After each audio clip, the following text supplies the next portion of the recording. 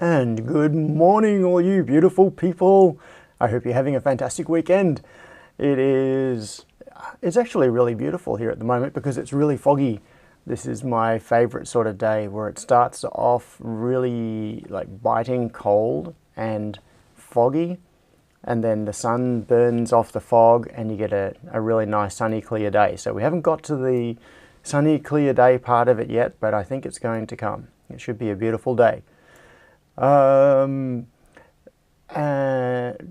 Yes, beautiful day, but as you can see, I am rugged up because right at this point in time, it is very cold here in the lab. I think it must be a year now. I've had a reverse cycle air conditioner sitting in the lab and haven't installed it because I need to weld up some brackets to mount it in the front window, and I just haven't got to doing that. Okay, so yeah, I'm wearing this big jacket and all rugged up. But speaking of clothing, very smooth segue here. I just wanted to do a quick shout out to Clothing the Gaps, which is a local business right here in Melbourne. I think they're based in Brunswick. They're not all that far away. So this is an Aboriginal owned business that does clothing, and one of the things I thought was really interesting when I came across this business is that they make an interesting distinction. Like if I go to shop, where is it? Shop. No, I'll just go to the shop section, or maybe collections. Collections. Oh yes, you can see here this distinction: ally friendly and mob only. I don't think I've come across this before. Maybe I just haven't paid attention to it, but yeah. So the interesting thing is that there are certain things that one of the questions that comes up is it okay? Because there's this whole cultural appropriation issue. Is it okay to wear certain things or display certain Aboriginal artwork, for example, if you are not Indigenous? So they, at Clothing the Gaps, they have tried to clarify some of that and specifically list things that say, yes, this is good. You can wear these things even if you're not Aboriginal yourself. So anyway, I thought that was interesting. So shout out to clothingthegaps.com.au, a clothing company based right here in Melbourne. Peter says, coffee, coffee, coffee. Okay. Tabray's trying to catch the northern lights here in Manchester, UK. I should say hello to people. First in the list is Amanda. I think Amanda jumped in last night because yes, Amanda tried to be the first to post. I created the video stream last night and queued it up and then immediately jumped in and commented, so I automatically became the first commenter. I beat Amanda to it. Good morning, Amanda. Also, Ben Straker, Imi, Jax Tech, Jordan Reese, Mitchell R. Outside the Box, Scott is here, Stephen George, Stephen W. Wagon Loads, Gerald 42, Sharky, Keith H. Seeing Keith's name reminds me of something very important. I'll get back to in just a second. Russell, Delane, Tabraze, Peter. Peter has been sending me some videos of things that maybe I'll pull those up in a minute and we'll have a look. Alistair is here as well. So, where are we? Good morning, Alistair.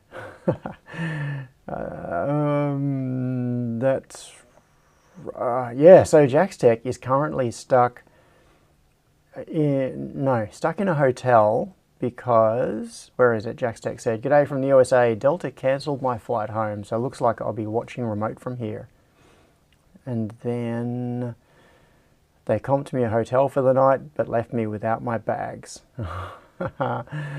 That's annoying. So you're stuck in a hotel without your things. Andrew said, I've seen both northern and southern lights this year. Amazing show of the power of nature in our sun. Yeah.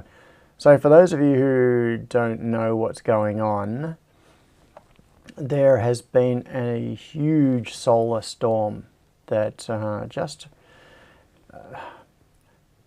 when did it happen? How long does it take to reach us? Not very long. I think the storm happened yesterday or something like that. And so the result is that there have been incredible auroras happening.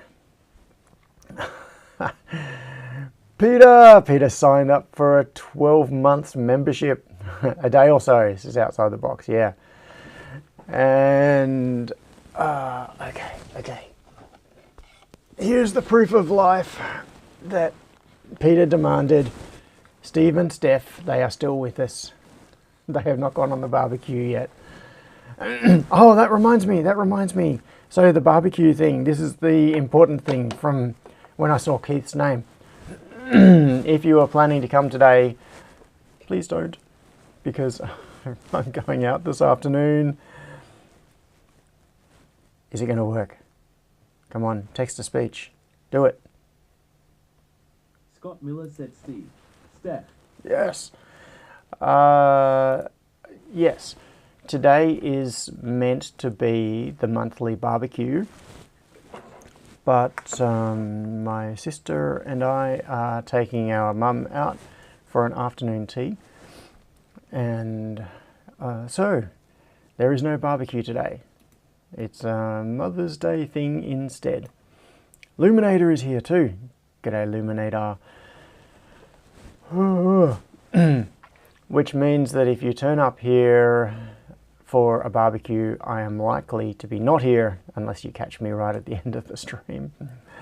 And the other thing is that my son has turned the front of the factory area, that area where the barbecue is, into an area for spraying car parts. There are currently drop sheets over everything. It's like a big plastic room when you walk in there now, and with boxes in the middle and paint paraphernalia. So he's doing things on his car and also on his cousin, my nephew's car. And they are painting, probably will be painting later this morning. So, nowhere to have a barbecue, and can't anyway because I will be elsewhere. What's that? Peter is going to say... Peter Lawler said today is Sweetmorn. Discord 58. Year of Our Lady of Discord 3190. That's... What? Okay. I have no idea what you're trying to say, Peter. Oh, Crispian said, don't forget to acknowledge the custodians. Yeah, so this morning, instead of the acknowledgement, I just did the shout out to the Clothing the Gaps Aboriginal business. So one of the things that I used to do in the past, and I haven't done for a while, is kind of alternate. I would do shout outs to Aboriginal businesses, and then I just started doing the acknowledgement and hadn't done any shout outs for a while. So, yeah, okay, so Peter's comment is obviously a reference to something. Year of Our Lady of Discord. But I don't get the reference. Jack's Tech does. Oh. Okay. Here's Peter's explanation. Come on. There's a little bit of a lag in this chat. Come on. In the text to speech. Oh, okay. Denied? Why was Peter denied? That's not right. Peter is a silver supporter. Yeah, okay. I don't know why that denied for being Tasmanian. Yeah. So, what are we going to talk about today? Something I was just going to mention. This is not... Okay. Yes. Happy Mother's Day, Amanda. Yes. Happy Mother's Day to everyone. Google APIs are managed by an anti-religious AI, says Scott. Okay. Okay, I don't know. So, during the week, this is just I don't know if this is of interest to anybody at all, but during the week, I got a replacement for this. Ta-da! I've been using trackballs for quite a long time now instead of a mouse, because I ended up with RSI in my right arm. I had a lot of pain down the inside of my arm down here. This was maybe 15 years ago. I actually had pain in both my arms, like it was the tendons or whatever they are in here and in here were both got really bad. And actually no, it was mainly the left. That's right, because I was using a mouse in the left hand, keyboard in the right. And I did a couple of things to improve that. One was I switched to the Dvorak, or Dvorak, however you pronounce it, keyboard. Said, be the pain in your arms. Be the pain in your arms, yeah. So I switched to Dvorak keyboard layout, which helped immensely. That really relieved a lot of the pain that I was getting in my arms from typing. And I also switched from using a mouse. So I went from using a mouse. Which side did I used to use the mouse on? I can't even remember. It's so long since I've used a mouse. No, I think it was the right. I think I did have the mouse in my right hand originally, and I had, yeah, I had the carpal tunnel or whatever the pain is, so I could barely use the mouse. And I switched to a layout where I've got a Dvorak keyboard and then a touchpad on the left. So I use my left hand for the pointer instead of my right hand. And I switched to using a trackball at the recommendation of Mark, my business partner from Freetronics, who suggested a trackball might be, because I think he was using one as well. So he used one for CAD, and so he got really used to using trackballs for CAD. So I switched to using a trackball on my right hand with the trackpad on the left. So two pointing devices with the keyboard in the middle. And these things have been really good. So I'm just going to cover that. So this is it's basically, oh, you can see globs of blue tack on the bottom because I stick it down onto the bench to stop it from moving. It looks kind of like a mouse, but it's not. It doesn't move. It stays in one fixed position, and then you spin the ball on the top of it, and it means that your hand isn't moving around on the bench. And if you want to reset the 0 point, like with a mouse, you can end up where you've got to pick it up and move it, and you've got to, do that sort of thing. So slide it, pick it up, move it, put it down, move it, because you're always readjusting your reference point. With a trackball, you never need to do that. It stays fixed, and you just spin the ball. And because it's got, you can pop it out. Because the ball, and there are little optical sensors in here, so there is a pattern of dots. I don't know if you can see this. No, you probably can't. But the surface of the ball has these little speckles all over it, tiny little dots, and it uses optical sensors in here to measure the movement of those dots. So if you drop that in, it sits on little Teflon stubs in there. So it's on two Teflon points and a roller, I think. No, 3 Teflon points. Yeah, 3. It's got the optical sensor there, and then it's got the 3 Teflon mounts there. So the ball just pops in, and because of the mass of it, you can flick it and it will spin, and then it will just keep moving. So if you want to move the cursor across the screen, you can flick with your fingers and move it quite a long distance, or you can move it slowly and get a lot of precision. So anyway, this has been doing pretty well for me, but the thing is, these Logitech, what are they, trackball marbles? I think it's what it's, the model, Logitech, can't see the thing there, yeah. I think it's called a trackball marble, and they're now very, very old. said show with microscope, please. Oh, that's an interesting idea. Okay. I don't think I've ever... Outside the box said show with microscope, please. Yeah, I will try to do that. Now, one of the difficulties is to power up the microscope. I need a USB charger, and where did that go? I actually don't know where the USB charger is right now. I pulled it off to use it for something. What did I use it for? I don't remember.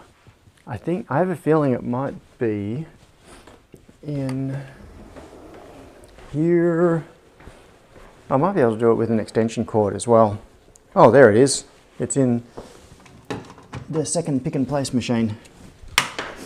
It was powering the analog video to HDMI converter. But we don't need that right now. So, got to power up the camera. Hang on. Where's the cable gone? That's interesting. How do I power the camera? Oh, okay, that. I need that. Yes, I wasn't prepared for showing stuff under the microscope. I've got to get everything set up. All right. And now that's on. And okay, let's see if this works. Microscope, we don't have any focus yet, but we can fix that. Oh, that's actually not too bad. I'll see if I can adjust the focus. And I will also zoom right out. Peter Lawler said you were not prepared. I am never prepared. Okay, so this is the ball out of the trackball. And you can see it's got these little dots all over it. And they're not really, they're sort of semi-consistent, but they wander around a little bit. You can see it starts, this is you can see the reflection of the ring light from the microscope reflecting off the surface of the ball. So you can see that's like one end of the ball. It's got a slightly odd-shaped ring of little dots, and then they radiate out around it. So by optically tracking these, they can I don't know how the thing works, but that is how it detects the movement. So what it allows you to do, the interesting thing is that it allows it to detect rotation like that, and also rotation in that axis and rotation in that axis.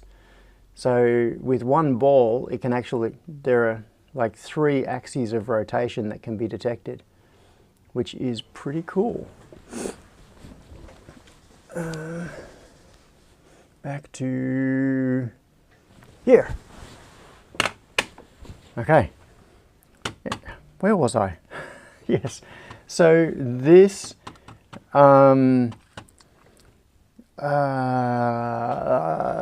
yeah, I have at least 3 of these. I think I may have 4. I can't remember. But they don't last forever. They do sort of start to wear out after a while. So I've been using these for how long? Would have started around 2010, so about 14 years I've been using these instead of mice. And this one is still working really nicely. In fact, they're all still working.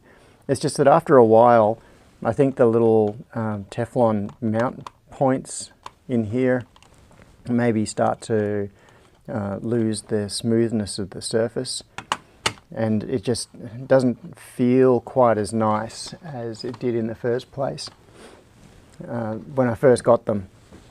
And so I wanted to, and there are a couple of other things. One of the issues is lack of zoom. The buttons, the left button is fine, like that as a click button is fine. So doing normal pointery stuff, moving the cursor around and clicking with the left mouse button and clicking with the right mouse button is fine. That's all quite comfortable. And then it's got these little sub buttons in here which are quite awkward to get to. This one is not too bad. You've got to bend your thumb back to reach it, but it's okay. This one, you just can't reach it. If you were left-handed, then that would be and this was set up for like a mirrored arrangement, and you're using this left-handed, then that'd be the equivalent of left click, and that would be whatever you use that secondary button for. But doing things like zoom is not that convenient on these. So anyway, it's not really been a problem for me. This has been doing the job perfectly well. But over the years, I've thought a couple of times about, is there another input device that I could use that would replace this? If, for example, these become unavailable, what's my plan B? And it's not something I've really actively pursued, just kept in the back of my mind. And during the week, I think it was about Monday, I saw an ad for, what was it? That's right, it was an article, what are the best trackballs for 2024 or something like that. And there was a link to this thing, which it says, like, it's called Huge. Who is this? Who makes it? Elecom. Okay. So this is one that that was listed as a good budget trackball on this list article thingy, and I thought, yeah, okay, I'll give it a try. And the thing was, it wasn't expensive at all. I think it was $58, maybe, with free shipping, and it arrived like next day. I ordered it and it arrived. I think I saw the article on Monday, and I had this on my bench on Wednesday. I can't remember when I actually placed the order, but it arrived within a day or two, for $58, which was pretty incredible. Said, don't forget to dislike and unsubscribe, people. That's it. Smash that dislike button. So I thought for $58, it's worth ordering just to see what it's like, and it's got a couple of interesting things about it. So it's got more inputs, as you can see, because it's got button there, and then two function buttons there. It's also got a scroll wheel under the thumb, and the scroll wheel rocks up and down and it clicks in. So it can be used for like scroll up and down, scroll, click, and functions. So, and it's got the wheel as well. I haven't actually tried taking this wheel out. I think you can for cleaning. And it's got a hole in the bottom, so it should be possible to pop it out. Yeah, it's got a much bigger ball than the... interesting, it's got a speckle finish on it. I'm going to chuck this one under the microscope as well. Put that one in there for now. Microscope. I'm going to have to raise the microscope, I think, to be able to get focus onto... Oh, come on, up! To be able to get focus onto the surface. There we go. So you can see it's got like a... it's got a really speckled finish, which is a bit different.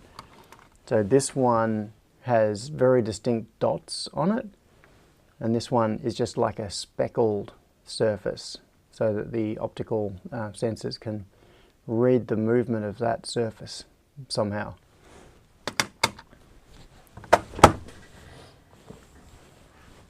Yeah, so over since I talk good.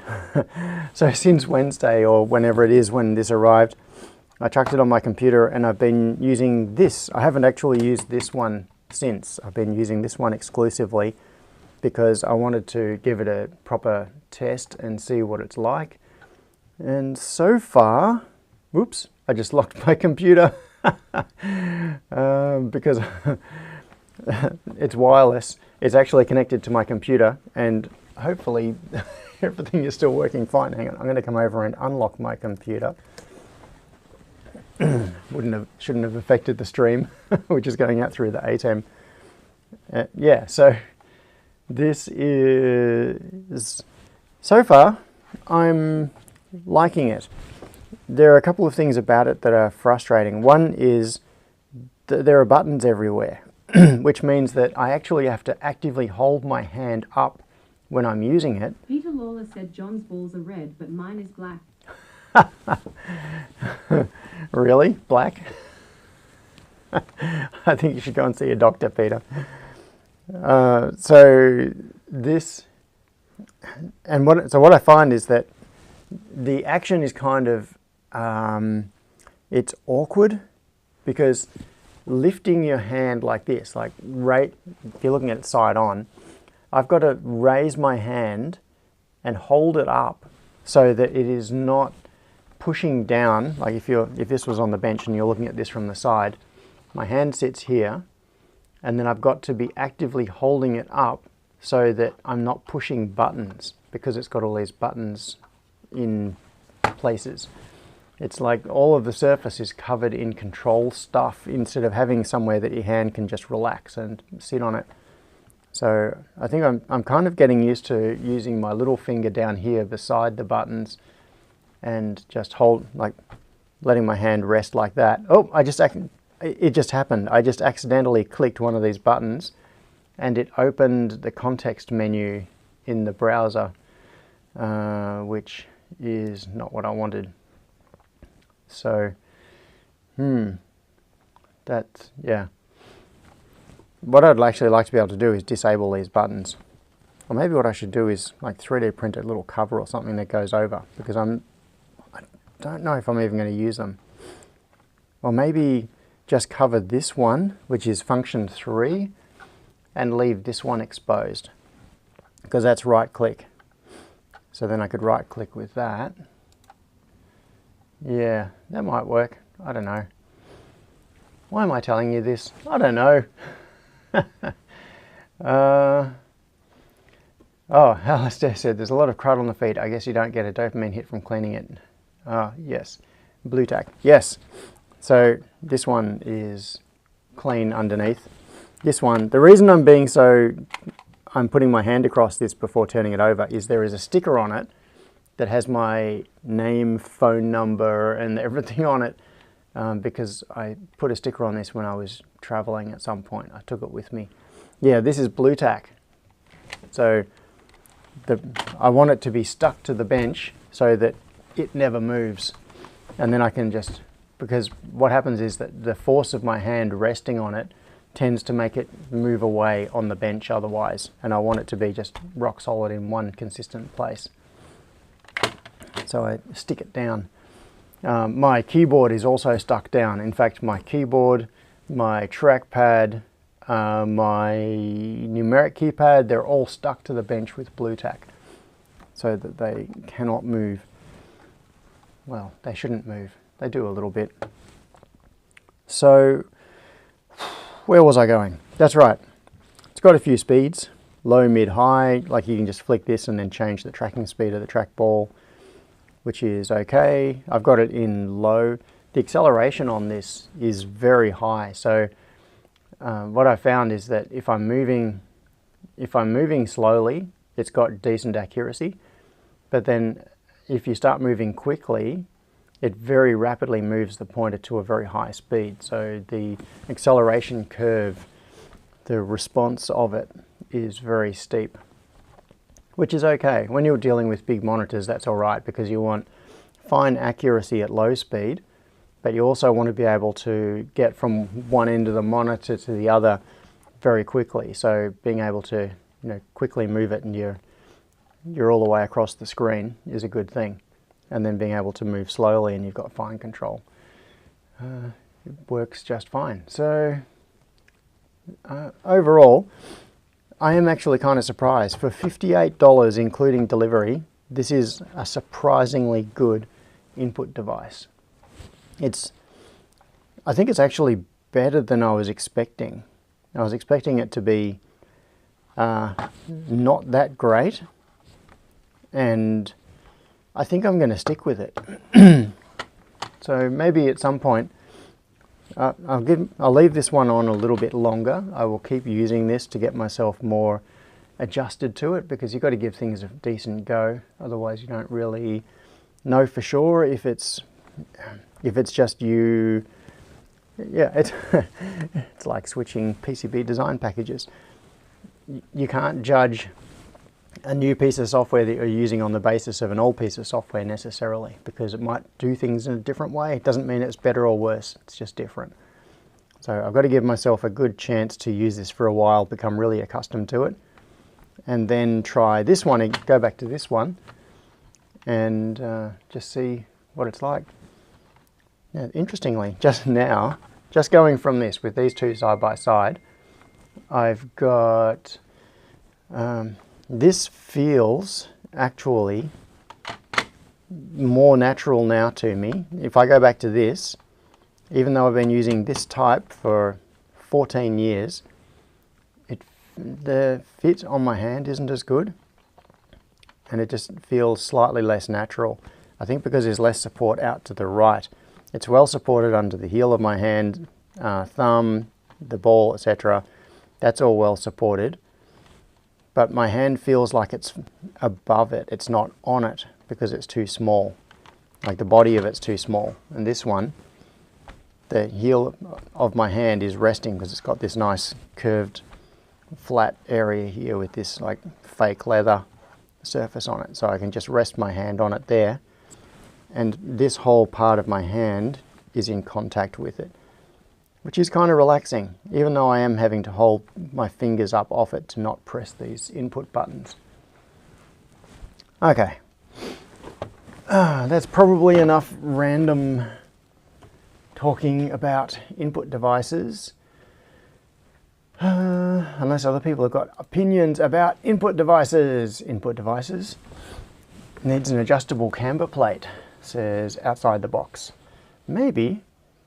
Oh, Wagon Loads asked, do you have a mouse that uses a 9-degree of freedom tilt sensor that can be used as an air mouse? Yes, I do. Where is it?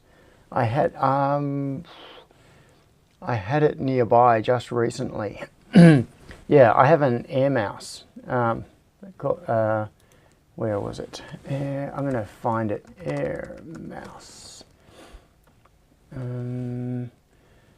I can't remember what brand it is. Maybe Logitech.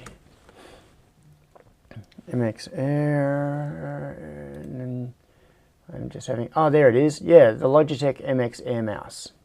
I have one of these. I got this many years ago, back in the, and I got it so that I could use it for doing presentations at IVT, and in certain situations it is really, really good. It's no good as a regular mouse. So for those of you who don't know what I'm talking about, these things, well, that's not how you hold it. You hold it in your hand. Basically, the idea is that you just hold it in the air and move it, and that is how it does its tracking. It doesn't use any surface at all.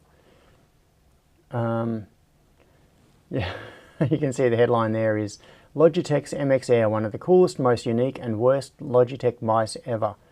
No, it's not one of the worst Logitech mice ever. Only if you're trying to use it as a regular mouse.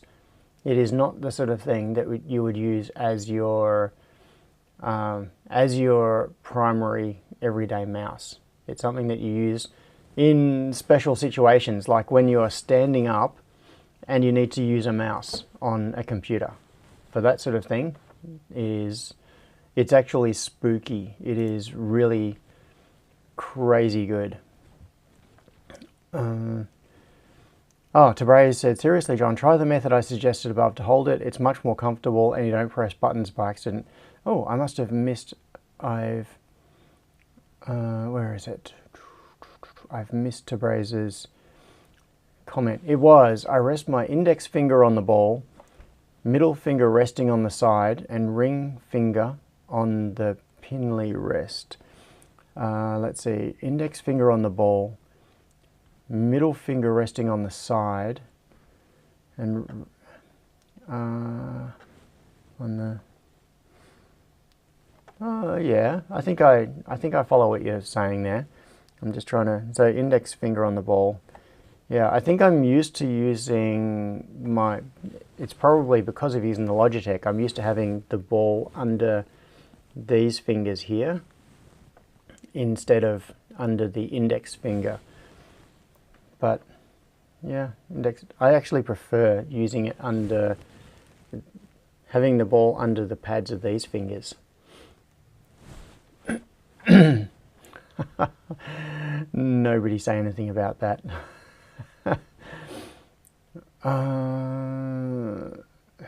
Yes, I had used a pool cue ball. Interesting. Yeah, okay. Oh, Wagon Load says they make air mice you can wear like a ring, and I think it detects finger taps. Oh yes, I've heard of those. Yeah, so you put a thing on and you basically just do that, and that's like clicking. So you just move your hand around, and then when you want to click, you just do tap, tap. Yeah, Tabari said, I got used to the index finger for fine movements, but index middle in ring for fast acceleration to the other corner of the screen. Pinky on the side wall. Yeah. Okay. I'm going to have to experiment. I'm going to have to experiment with that, with different ways of resting my hand on it.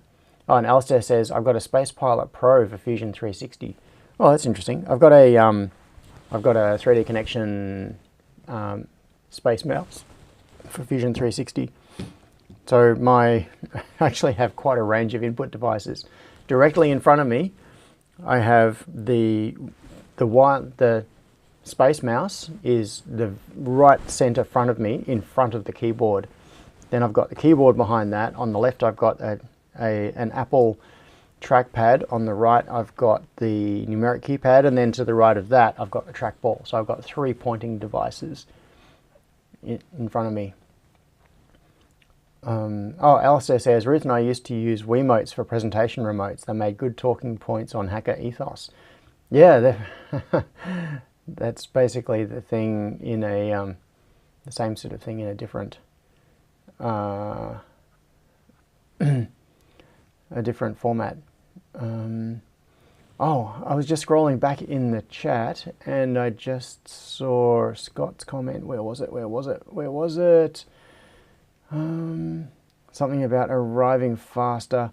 Certainly arrive faster than an envelope from Canada. Well, the thing is that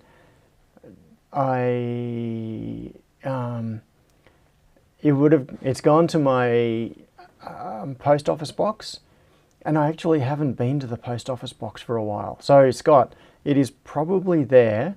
Oh, Tradie's arrived. G'day, Tradie. It is probably there, and I just haven't got it yet. So I need to make sure I go and check the post office box. Oh, Google squiggle for today is Mother's Day related. Hi, Mum. Yeah. So this, what I actually use this for is the security cameras. I have the receiver plugged into the DVR, and then I use the Space Mouse because because what I have is the security cameras are on a monitor up on the wall. There is no flat surface anywhere near them, and there is no easy place to have a mouse. So what I can do is I can just be standing up in the room with the screen on the wall showing the security cameras, hold the Space Mouse, the Air Mouse in my hand, and just wave it around. And I can use that for controlling the DVR, like selecting different cameras and things. So the whole point of this Air Mouse is that it is something that you can use when you are not sitting at a desk. You're not with a flat surface, you're standing somewhere. And they are really, really cool for that. Yeah, they're pretty old now. They've been around for a long time. I can't remember when I bought mine, but it was a long, long time ago, like at least 10 years ago. And it is It is shocking how well the sensing in it works, the accelerometer, to figure out how you're moving it around. Well, it'd be more than an accelerometer. I think it's, yeah, because it can detect tilt, twist, roll, like it's, they'd be doing some kind of a sensor fusion, so they're probably using accelerometer and magnetometer. IMU, yeah. Yes. But the thing is that IMUs can have different numbers of axes. Wagon Loads asked, which mouse is best for KiCad? That's a good question. I don't know. I would, yeah. Oh, Tabraze said, if you're worried about RSI, then switch to split keyboards. I'm 1 week into using the Kinesis Advantage 360, which is helping a lot. Yeah, I've been using split keyboards for probably 14 or 15 years. That was one of the first things I did. I used to use the Microsoft Ergo keyboards. I've got a few of those. They're really big. Microsoft Ergonomic keyboard, and I have a different Microsoft Ergonomic keyboard now. So this one here, oh, the natural, this one. So this is the keyboard that I used for many years, and I went through a few of them. I just wore them out because I used to do so much typing. I don't do that much typing anymore. I used to write a lot, and I would wear out the keys. So all of the keys would lose their markings on them. They just get abraded off, and then eventually the switches would start failing. So I have about 4 or 5 of these keyboards that I've worn out over the years, and probably 1 or 2 of them that are still in proper working condition. But the keyboard I have right now is the Microsoft Sculpt. So I have this one sitting in front of me right at this moment. It came with the mouse, but I don't use it. I use the Microsoft Sculpt, and I have the, where's another picture? There's a bigger picture. So that's what the Sculpt looks like. And so I use the Sculpt keyboard with Dvorak layout. So all the vowels under my left hand, left fingers. So this home row here, which is ASDFG on a normal keyboard, that is all the vowels on Dvorak. And then the common consonants are in that middle row on the right under your right fingers, which means that you can type an awful lot of stuff without moving your fingers. You just sit there and go, and you can get an awful lot of words out. So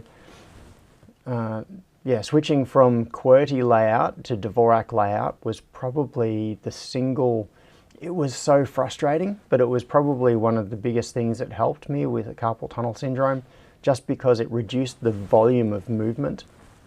And then switching to a split keyboard helped as well. Not that one, that one, and then that one.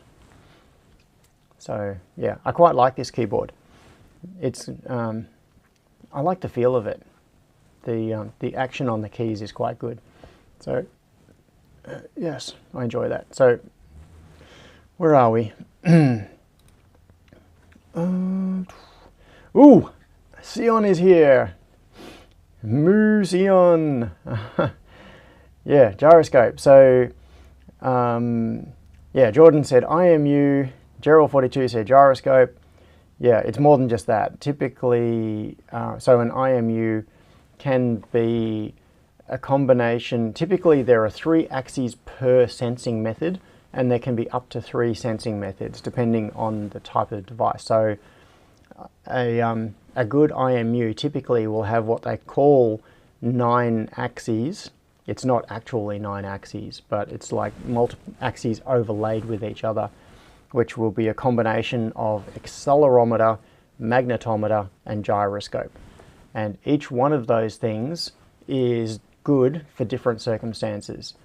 So things like magnetometer is good for stationary position because it gives you a reference relative to the Earth's magnetic field.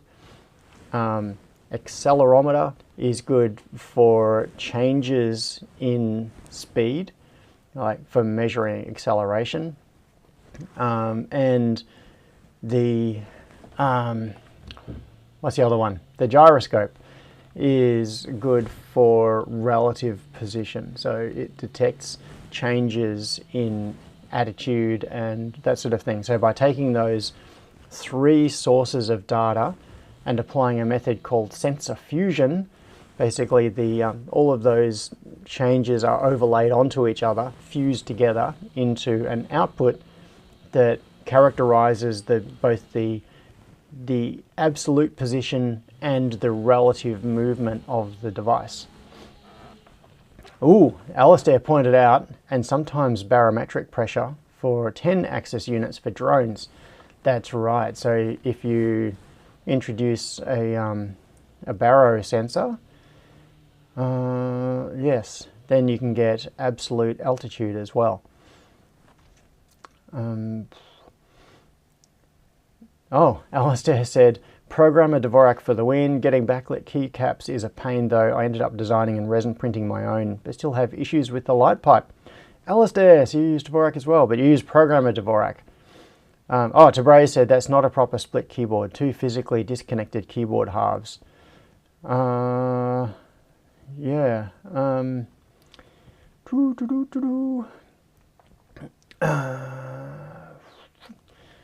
Yeah, 2 physically split keyboard halves. Right.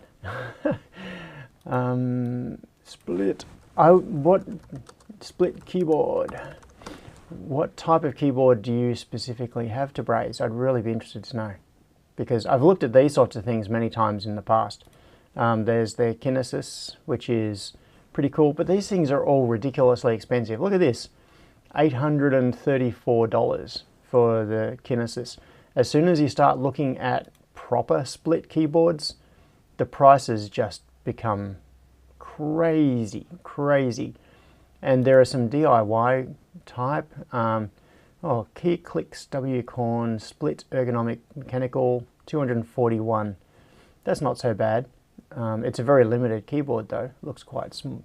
It's, yeah, a very small number of keys.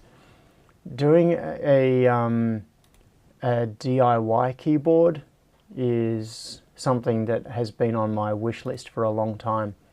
Ooh, that one looks cool. But yeah, I've looked at keyboard kits and things a bit over the years, looked at different designs. I have actually made some, because with the doing custom input devices with Nick and Chris, I did actually build some custom keyboards, and I've done custom keypads and things, but doing one that is properly usably ergonomic is, yeah, it's a big task.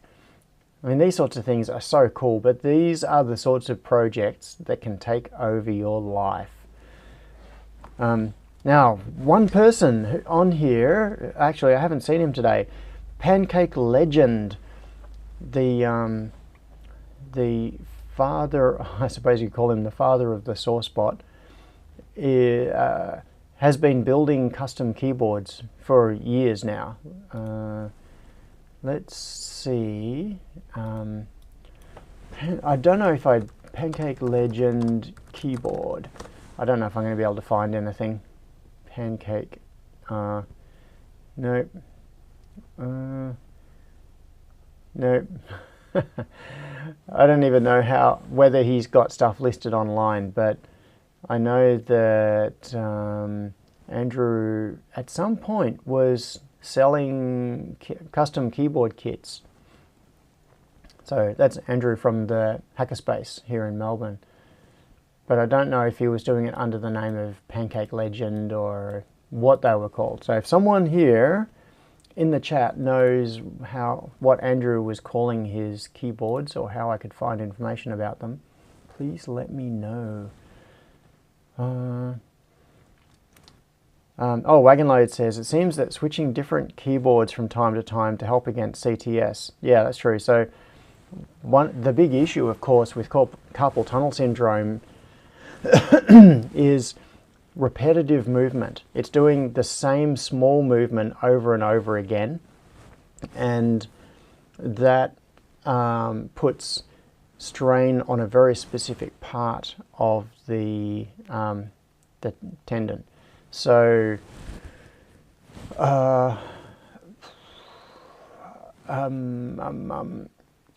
so variation, like taking the stress off that and moving it to somewhere else for a while and then moving it back again, it basically gives your body recovery time.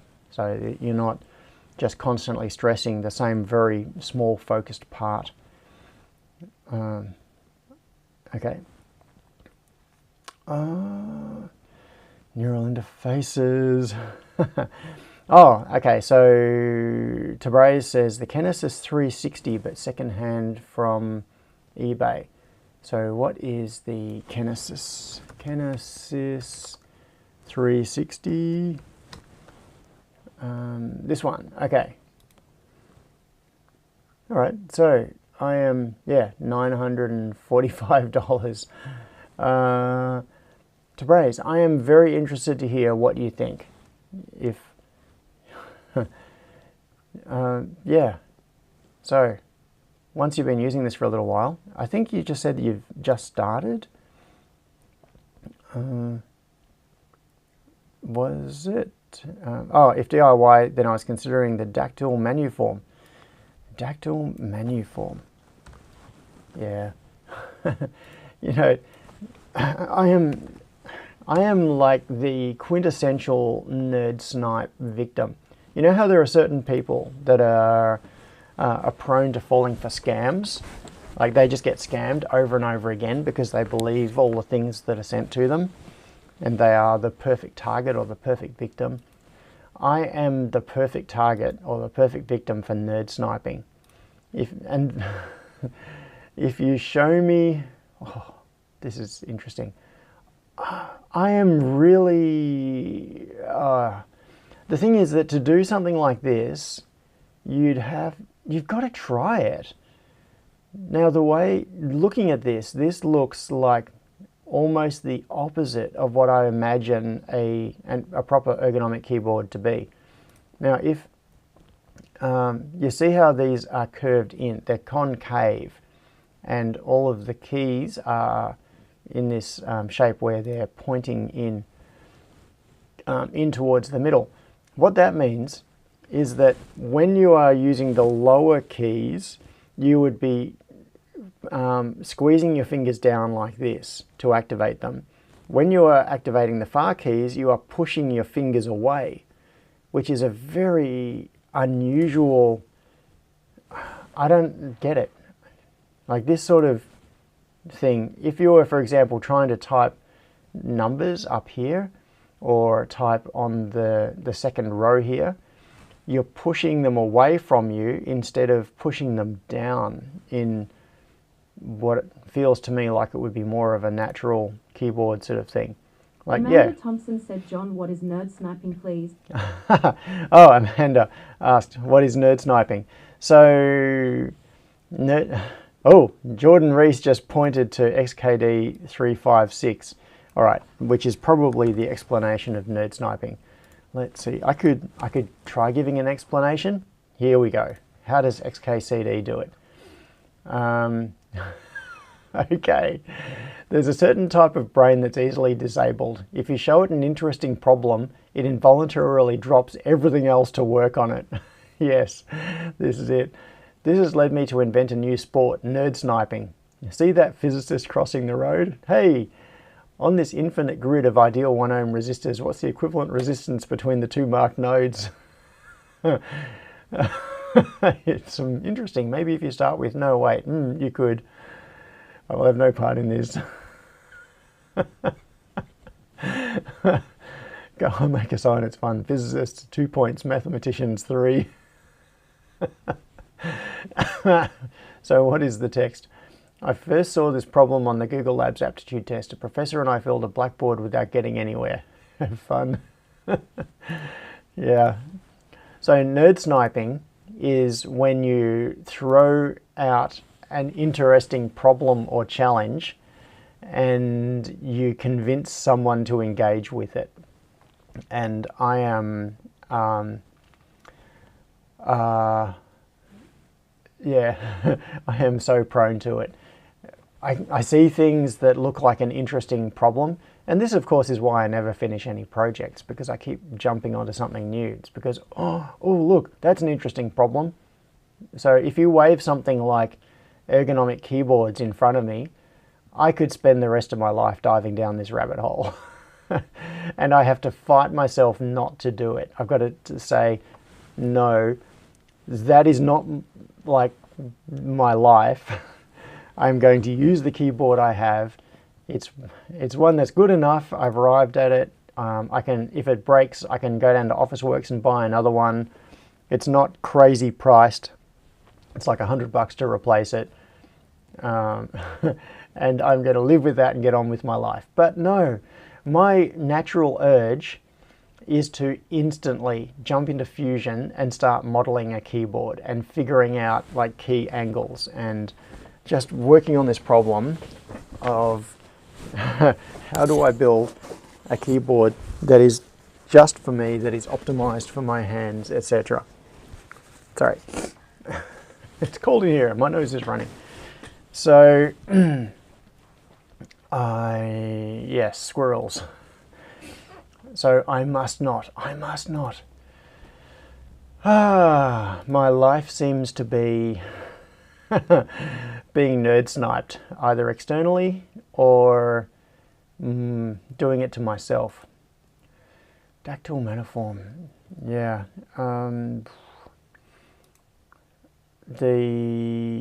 Okay, so Tabrez said the keywheel design places the keys at exactly the same distance so it's more like rolling your fingers into a fist. The dactyl extends this to make the keys columnar. I can say that word.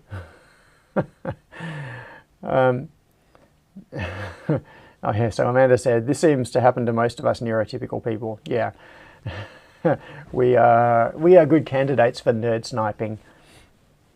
Oh, this is interesting. I like this. This is the Dactyl Maniform keyboard, but it's got these wrist pads built in. Yeah, that's cool. So having some way of supporting your arm and your wrist to take the stress off it is good. I built a weird variant. Yeah, some of the keyboards are very vertical like this, and that's quite interesting. So one of the things that you can do is one of the exercises. I'm going to go to overhead camera and back over here. Now ignore this for now. Putting your hands on a keyboard. Outside the box said there are neurotypical people on here. Yeah, I know, it's a shock, isn't it?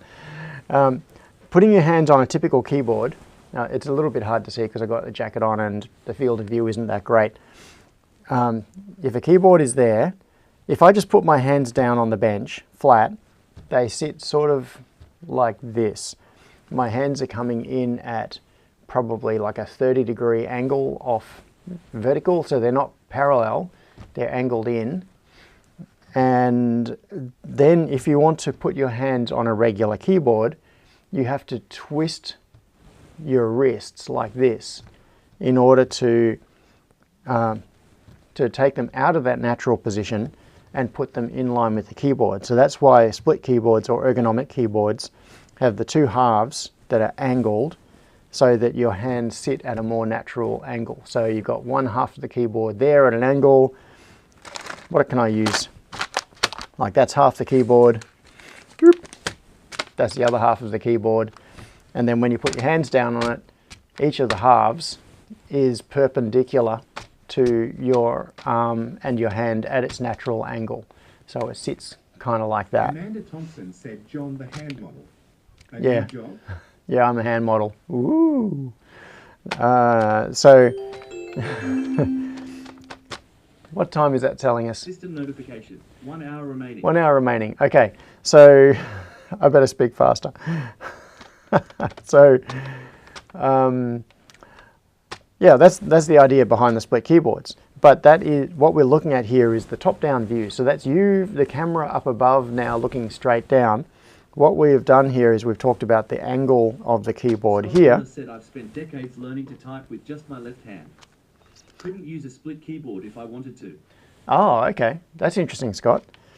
So yeah, you'd have to use a straight keyboard because a split keyboard would put these in an even worse position. Like a regular straight keyboard, typing with just your left hand, you can move across the whole keyboard. But if it's split, it's better for your left hand on this half, but you can't reach over there. So yeah, that would be an issue. So what we've talked about is the angle in that plane, but there is also the angle in the vertical plane. And if you put your hands down relaxed, they're probably like that. They're probably not like that. They're probably resting sort of on the edges of the of your hand like that. So that's kind of a relaxed natural position, unless it's been forced into this position by years of keyboard use. So having a keyboard where the keys, like if I just put my hand down there, where the keys are on a plane like that, it's not flat on the bench, but it's angled up. From your point of view, it'd be kind of like that, can be more natural as well. So having a split keyboard where both of them angle up like that, away from each other, is probably the most natural.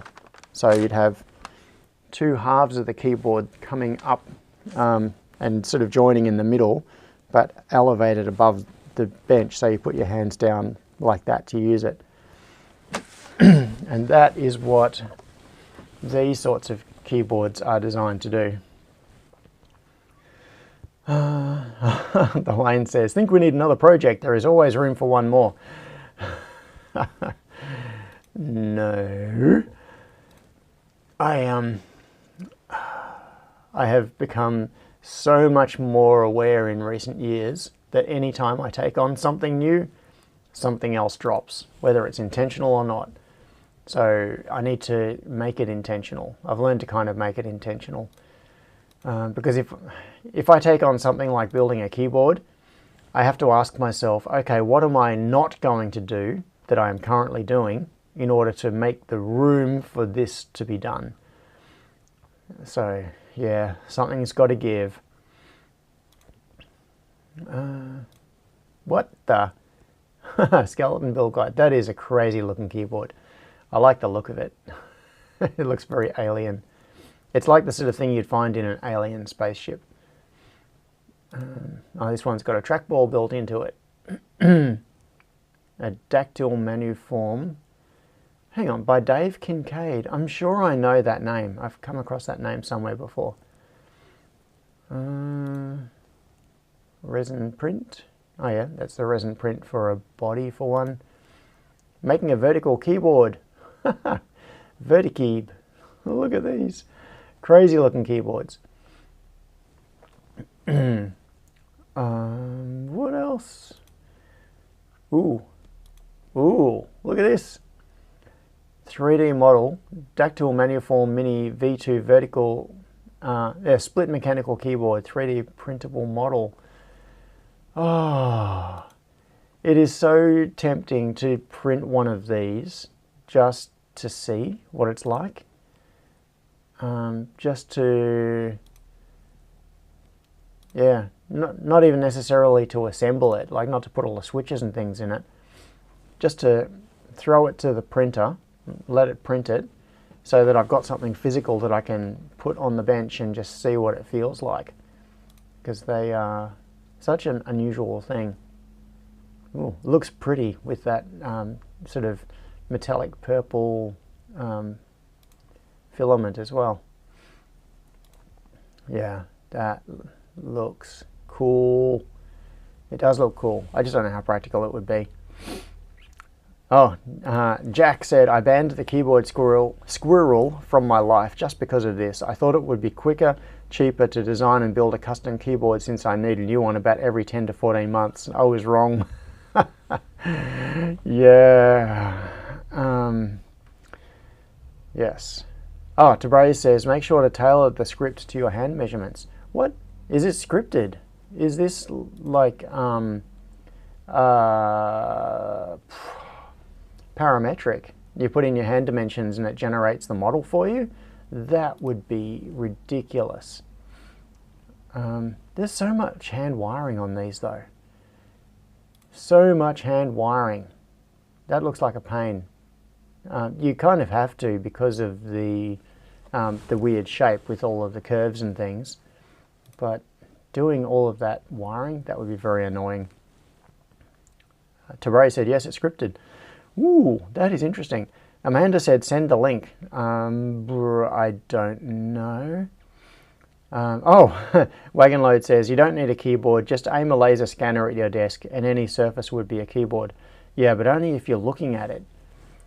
I saw these, let's see, laser keyboard. Yeah, these things. I've never actually tried one, but when I first saw these, my immediate reaction was, oh, that's awesome, that'd be so good. And then I realized in reality, it's probably rubbish because you can't feel anything, which means you're going to be constantly looking. Like I can type. I don't even need to look to locate the keyboard. I can reach down, put my hands on the keyboard, be on the home row without looking at it and just start typing. I haven't looked at the keyboard even to put my hands on it. But with this, there's zero tactile feedback, so you'd have to just be constantly looking at your hands to know where you're typing. It's an interesting idea though. Like it's a clever trick. I just don't think it would be that practical. Tabray said check the forks to find the original. Yeah. Andrew pointed out it was nifty for having a portable keyboard to carry around in your pocket to use with a Palm Pilot, which are connected to.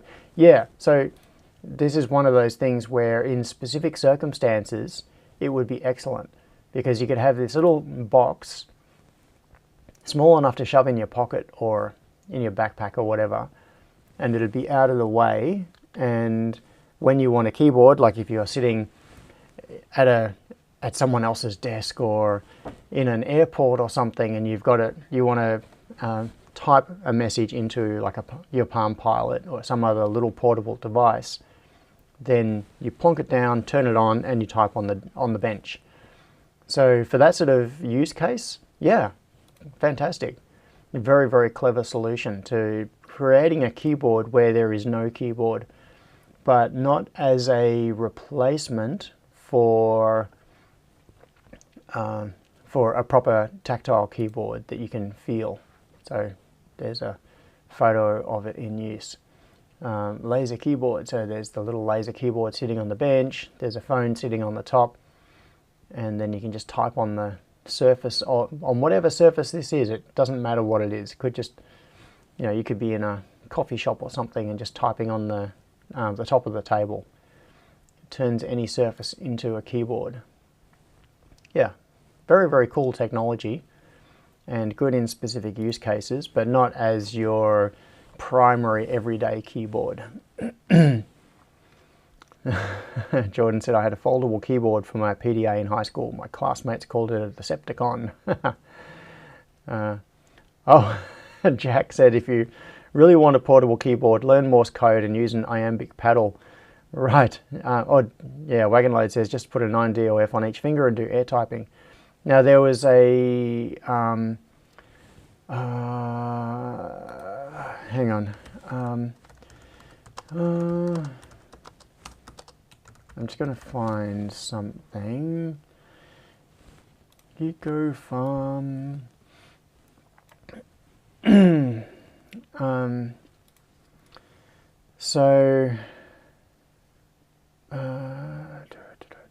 Products page.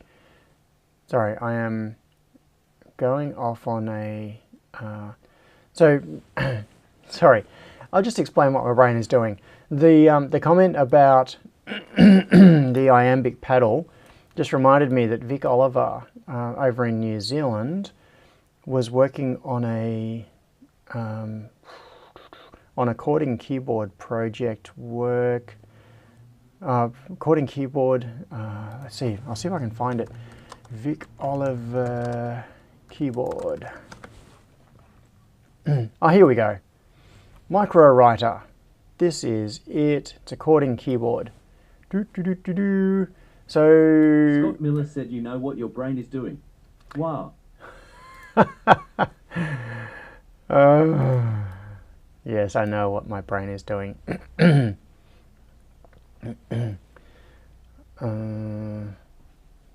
Leap motion, says Alistair. Yeah. So Vic worked on a thing called the micro writer. It says in the 80s, the micro writer and the Quinley, so 6-key cording keyboards for use by people with various physical limitations such as brittle bones. They developed a following among all types of users, being simple, reliable, easy to use, and effectively allowed instant touch typing at speed.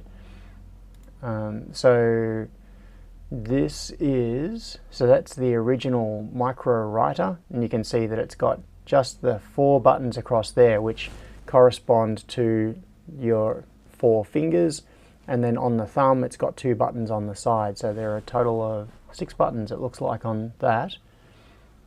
And the idea with a cording keyboard is that instead of having 1 button per character, you use combinations of buttons per characters. So I don't know, like, I've never actually used a cording keyboard, but the idea is that you never have to move your fingers off the keys. They are permanently in the same position. So with a normal keyboard, you move your finger to the button you want to press. With a cording keyboard, you use combinations. So you might just press 1, 2, 3, or 4, or you might press 1 and 2, or 1 and 3, or 1 and 4. You know, you can do the classic binary thing of figuring out how many combinations you could do with the combination of the 5 input, well, the 2 things on your thumb, and then the 4 on here. And by doing different combinations, you can then get many different keys coming out of it. So I don't know, I mean, the obvious thing is 2 to the power of 5, but, or maybe 2 to the power of 6 combinations, but I don't know the details of how they used the multiple thumb things, like maybe they were mode switches or something. I don't know. So anyway, the point is, so I don't know if it is as simple as saying the maximum number of characters you can do is 2 to the power of 6 minus 1, because not pressing any of them, of course, you don't want to be sending anything. So yeah, I don't want to misspeak. I don't know enough about how they work. But anyway, the point is, Vic. And if you don't know who Vic Oliver is, you really should. Vic is the guy who built the... How do I explain this? So the first replicable 3D printer was made in England at a university. I'm trying to remember the guy's name, the professor who did it. So it was Vic and I've gone totally blank on his name. And this other guy in England who developed what became essentially the Mendel 3D printer design, which is the ancestor of the 3D printers that we use today. And Vic built the first replicated one ever. So the first printer was made... Imogen Ann said, "We have reached normality." I repeat, we have reached normality. We have reached normality. It's like the whole chicken and the egg problem of how do you make a 3D printer that uses 3D printed parts when you don't have a 3D printer. So the first one that was made in England was made... So this is my memory of the story. It's been a while. I haven't seen Vic for years. System notification, 45 minutes remaining. So the first one was made, I think, by cutting... If you look at the structure of a 3D printer, it's got the classic early Mendel 3D printers have rods, and then they've got connectors. And the connectors are typically 3D printed. But the very first one, I think, was made by cutting pieces of wood and then jamming the rods into it. And then that was used to print the equivalent pieces that were then used to assemble another printer, which was the first printer that was made by printing parts of it from another 3D printer. And yeah, it was Vic who did that. So anyway, Vic, legend in the 3D printing world. So he worked on this project, I'm pretty sure. Like, he was one of the engineers working on the micro coding keyboard, and he's now bringing it back. And this is pretty recent. Like, if you look at this, well, that was 5 years ago, 9 months ago, 5 months ago. Update README. So 9 months ago, he was updating this. He was posting on this. I think he's been working on this more recently as well, because I've been seeing him post about it. But it could just be that the repo hasn't been updated yet. Yeah, so this is an Arduino-based re-implementation of the micro. A 3D printable shell for the device. Okay, let's go and check that out on printables. So, oh yeah, there's the 3D printed equivalent of the micro, and here you can see the switches wired together. Looks like it's, yeah, so that's a base with an Arduino compatible board on there. What is that? Is it a where is it? A Teensy? Oh no, a Pi Pico or Arduino Leonardo Mini. Oh yeah, so that looks perhaps like a Pico. Yeah, that, oh no, maybe not, I don't know. I don't recognize it. We can probably tell if we zoom in. Someone will recognize what that is. It's got the debug port on the end. It's, oh yeah, I'm pretty sure that is a Raspberry Pi Pico.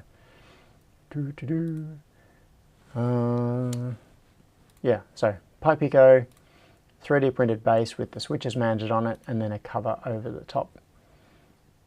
Yeah, so that is Vic's project to... Scott Miller said random MCU board of your choice. Yeah, could be almost anything. Wagonload said make a keyboard that you wear like a glove. Oh yeah, so this was updated January 5th, 2024, so that was a few months ago. Yeah, so he's working on this reasonably recently. And you can see both left and right-handed versions there. I think actually the most recent post I saw that he did was when he published the left-handed version of that keyboard. So yeah, chording keyboards are interesting too. I don't think I would like it as my primary keyboard. I think that a regular keyboard is probably better.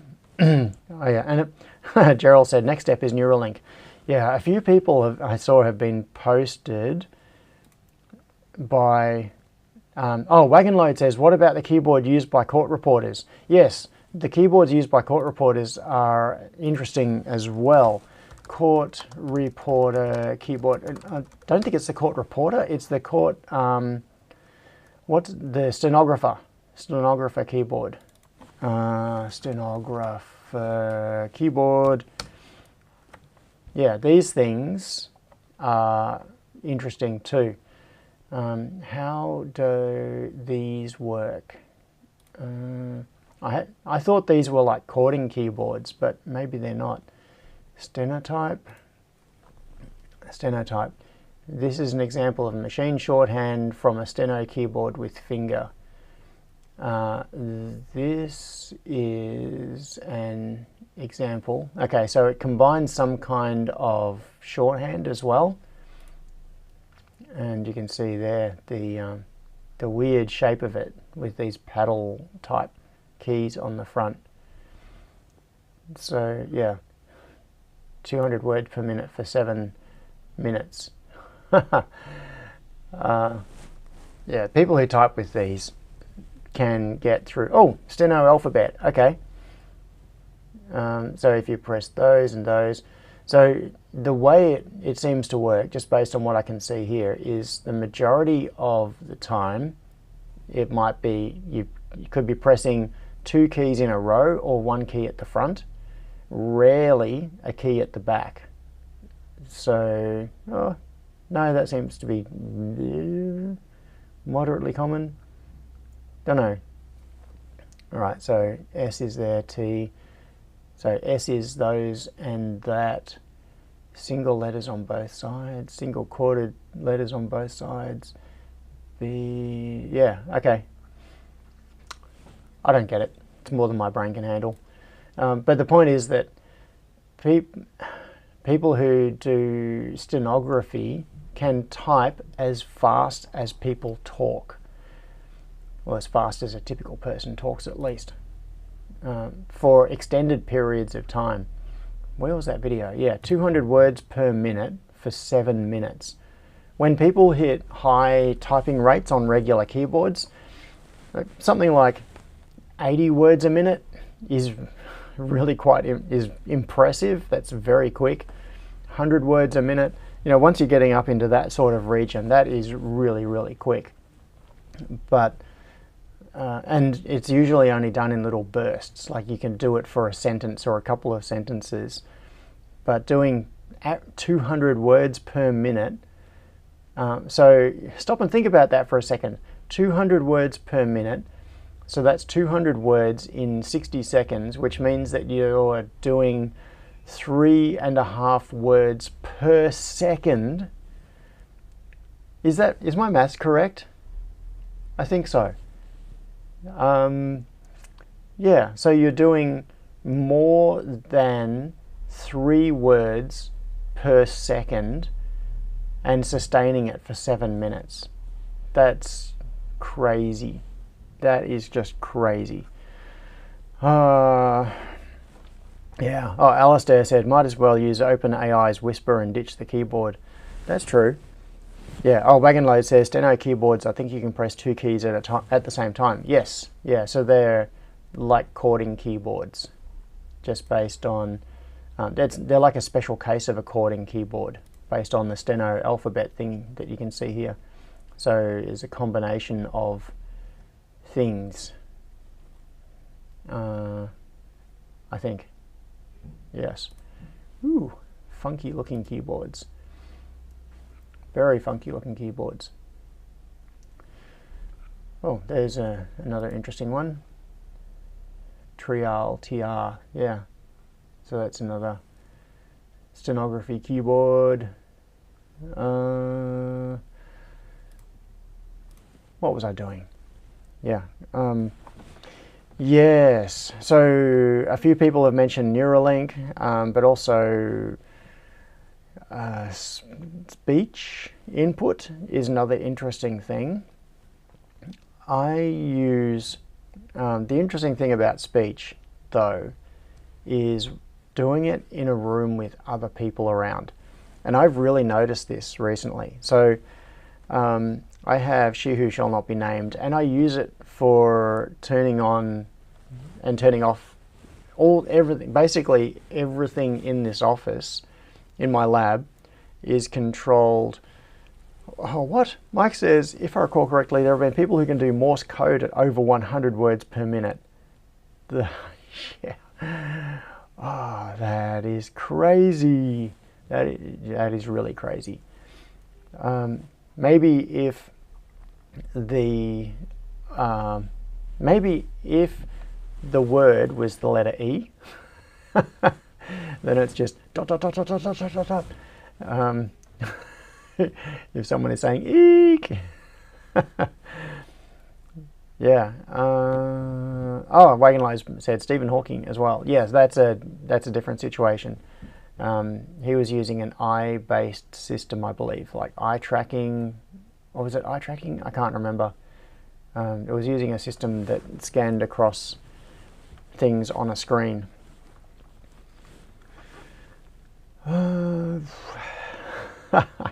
Ergonomic hex keyboard, just type ASCII. Yeah, you only need 16, you only need 16 keys then to be able to, well, 16 plus space, enter. No, but then, no, the space is an ASCII character. That's a good point. So space is an ASCII character, enter is an ASCII character. Yeah, go all the way. Binary, yeah, binary with a Morse paddle. E-Wheeling. Neuralink. Yeah. So, anyway, I was talking about voice control. As I said, I use She Who Shall Not Be Named to control everything around here, like turning on my soldering iron and turning on bench equipment and the lights and monitors, speakers, like everything here, the monitors on the wall, everything here is voice controllable. And even things like the air compressor. That's how I turn on the air compressor, is I just ask... Amanda Thompson said the world record for Morse code is 216 WPM. What? 216 words per minute in Morse code. Nuts. And the extraction fan for the reflow oven and the extraction fan for the factory, all of this stuff is all voice controlled. And it is moisture evaporators, yeah. I don't know if R2 can speak the binary. No, it was C3PO who could speak the binary language of moisture evaporators.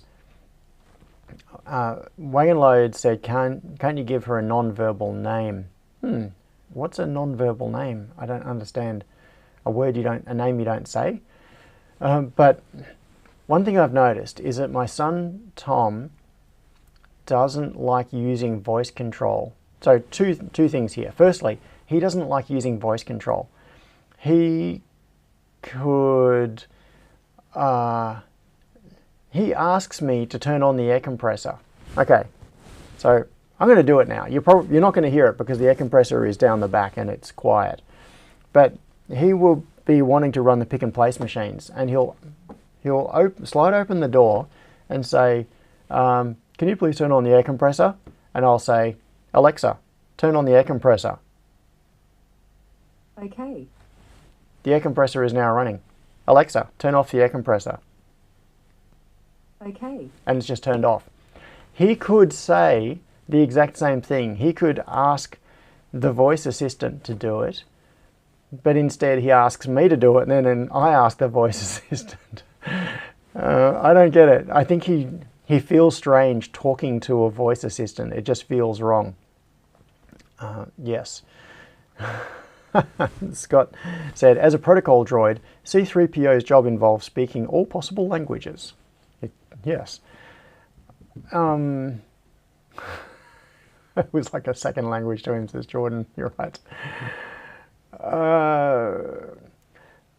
As for what? Alistair said, NVIDIA has AI for recognizing subvocal speech. Interesting. Yeah, Tabraze said. He's asking his voice assistant. Yeah, I am his voice assistant. And Alistair said, John equals sudo. Yeah, sudo turn on. Maybe what I should do is use sudo as the wake word. So I can say, sudo turn on the... oh, sudo make me a sandwich. XKCD make me a sandwich. Sandwich. Yeah, I'm just going to leave this here for a moment.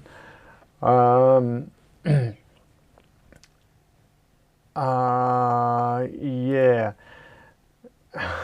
Where was it? Oh, Trady asked, how many devices do you have all up now? I have no idea. It's one of the things is that it's not so much about devices because many of them are multi-output. I have... System notification. 30 minutes remaining. Let's...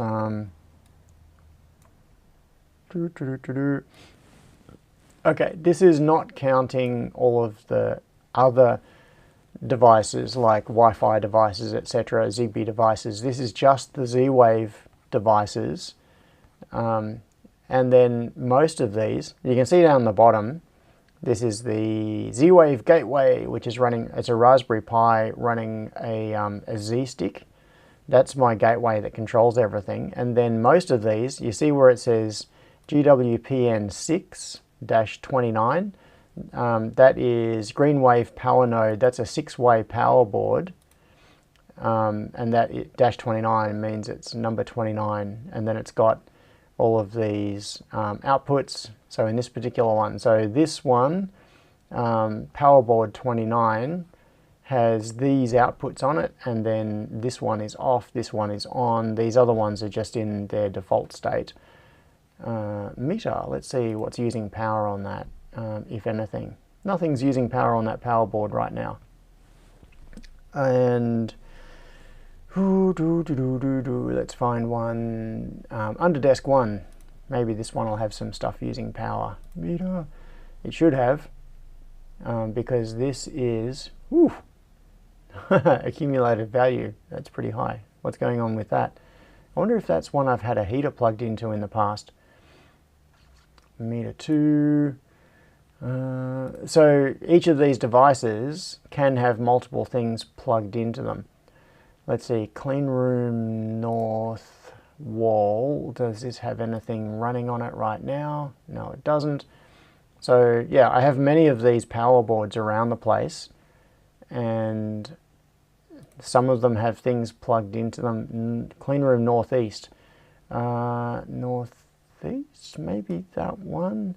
I'm looking for the one that has the test rig plugged into it. So you can see this one has some accumulated power consumption, not very much. Maybe this one. What's on this one? Meter. No, nothing on that one. So I've got a lot of power boards with nothing plugged into them right at this moment, or the things that are plugged in are turned off. This has probably got nothing on it as well. Yeah, so lots and lots of empty power boards. It's kind of, so I can't really answer the question easily because I have so many devices. Desk 2, wonder if this has got anything running on it. Meter, oh yeah, you can see this is using power, 12 watts, 9.9 watts, 2.3 watts. It's got some stuff that's consuming power on that particular one right now. But then these have different things plugged into them. What about the, where's the, back sink, lab ceiling. If I look at this one has lights plugged into it. So you can see that it is currently pulling 32 watts on 5 of its 6 channels, because these are 32 watt lighting. So the ceiling lighting in the room I'm in right now is plugged into this power board, and you can see that it's consuming power. Lab ceiling, mezzanine. Yeah, so, mezzanine. I wonder what's on this one. Probably the TV and things that are upstairs. Anything pulling power? Yeah, 9.4 watts on that. Don't know what that is. It's probably actually the TV in standby mode pulling nearly 10 watts. I should turn it off when it's not being used. So, yes, lots of devices. And then there are Wi-Fi devices as well, like Sonoffs and many other things.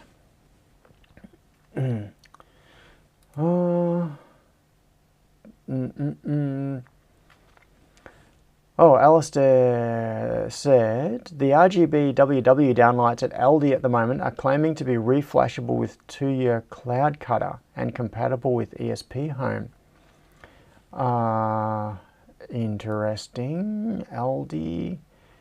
So does Aldi have some at the moment? Downlights.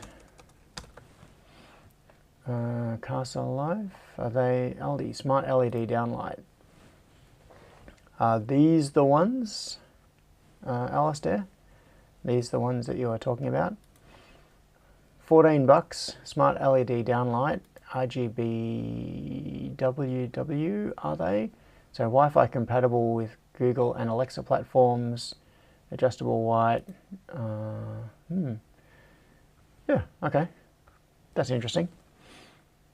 Oh, Imi said to tell Gerald42. Gerald42 says 48 watching 12 likes. We can do better. No, 12 likes, but what about all the dislikes? Yes. Scott says, Peak Nerd is having no idea how many devices you have. You know you've arrived when you spend an hour trying to track down a device on your network and find it's on your desk. Yeah, that's never happened to me. Did my nose just grow a little bit? Wagon Load said, I found a board the same size as a small version NRF 24L01 that can transmit 12 miles. Yeah, would that be a LoRa board? I'm curious to know. Wagon Loads, please share more. Jordan said, looks like Z-Wave JS. Yes, it was. That is exactly what I was looking at. Z-Wave. So I've got Z-Wave. It says Z-Wave to MQTT, but it's Z-Wave JS, I believe, which is the replacement for Z-Wave to MQTT. Well, it's the evolution of it. What do these icons do? I don't know. What this is doing is linking all of the bridging the Z-Wave network to MQTT, which is how everything then is accessed. Debug, scenes, settings, smart start, store, and mesh. What does mesh show? Oh, that's going to show reload graph. This could be interesting. All right, so this is a graph of my devices. So I've got the controller, and then it's linked to these nodes directly, and then these nodes are secondarily, like they're linking through the mesh, and these ones are offline. So this one is meshing through all these. What is that one? Single node power socket, receiver saturated. Okay. So that is the mesh doing its thing. Pretty cool. Configuration. MQTT. Is it going to show my password? Let's find out. No, it doesn't. It shows my MQTT username, but not my password. Okay, so it is connected to MQTT and publishing events. So when anything happens on any of these devices, it publishes it to MQTT, and MQTT messages can also be read in and set state on any of these devices. And that is how I am doing things like turning the air compressor on and off, because the air compressor down the back part of my area of the factory is plugged into one of these power boards. I wonder if I've labeled it. Don't know. Clean room, desk studio, server rack, kitchenette, spare. No, looks like I haven't labeled it. It's probably one of the clean room southeast actually. It would be one of the southeast. Maybe this one. Let's see what's on this. Meter. Maybe. Don't know. Yeah, so when I use a voice command, what's happening is that there is a publication happening to MQTT, which is then picked up by this bridge, which then sends a message out on the Z-Wave network, and it turns on the appropriate output. Oh yeah, so it is LoRa. So Wagon Loads said Rayax Real R998 UART interface LoRa module with antenna. Yeah, LoRa.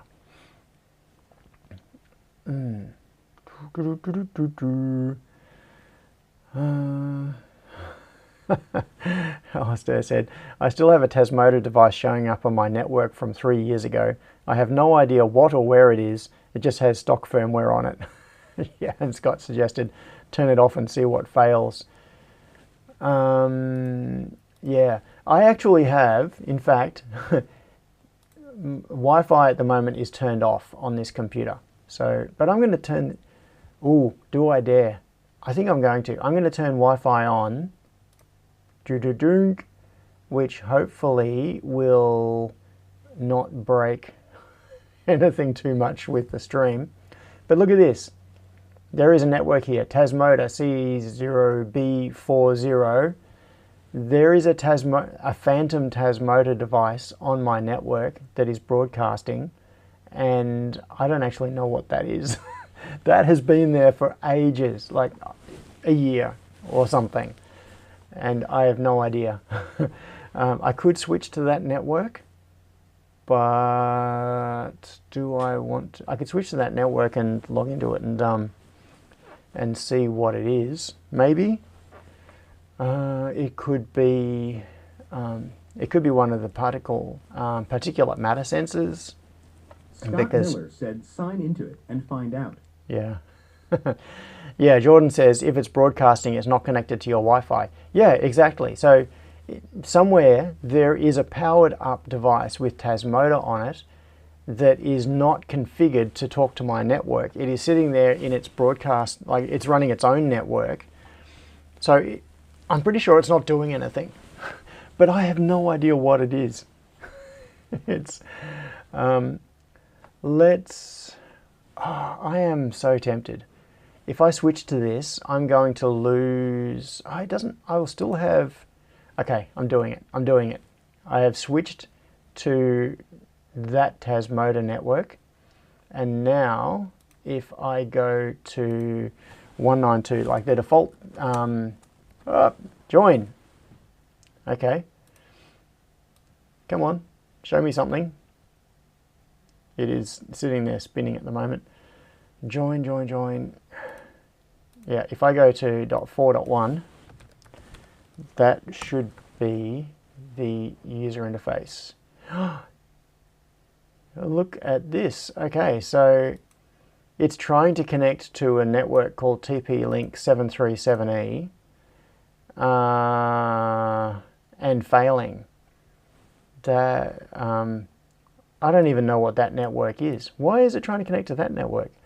Tasmoda 13.0, so it's not, actually that's not that old. What is Tasmoda up to right now? Tasmoda releases. 13 releases. That is actually a pretty recent Tasmoda. So we've got, come on, where are the releases? 13.4 is the most recent. 13.0, when was that? 13.0, 13.2 Quincy, going back in time, 13.1 Quentin. 13.0 Kasim was June 2023. Oh, I suppose that's close to a year ago. Yeah, so I said it's been on my network for about a year. That's about right. But what is the device?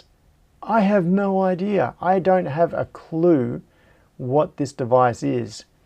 I can restart, reset configuration, restore configuration, but it is, yeah.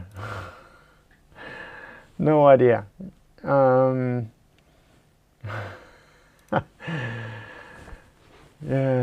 Start popping breakers and wait for it to drop, then you'll know what room it's in and then an idea of what it is. Oh, Mitch suggested switching to the network using my phone. No, too late, we're already on the network. I have Ethernet plugged in, so I don't even normally have, what you're looking at now, this is the secondary screen on my desktop. And System notification. 15 minutes remaining. I have this plugged in to Ethernet, and I normally don't even have Wi-Fi turned on. So I've just turned on Wi-Fi and connected to it, but I still have the Ethernet connection live, so I'll still have internet connectivity through that. Jordan said, based on the Wi-Fi's that it sees, does that give any indication of where it is? Not really, although the fact that it sees TP-Link 737E. Now I've got a couple of Wi-Fi access points in the factory, one down here towards the front, one towards the back, and there is very strong Wi-Fi signal through the whole factory. And it's showing 5 bars on Superhouse and on Superlab Guest, which just means that it's in the factory somewhere. But TP-Link 737E, I don't know what that network is. That may be, actually, that might be Lachlan's network next door, just through the wall. So that would explain why it's got full signal strength as well. Oh, Scott pointed out TP-Link 737E might be an unconfigured smart device. That is possible.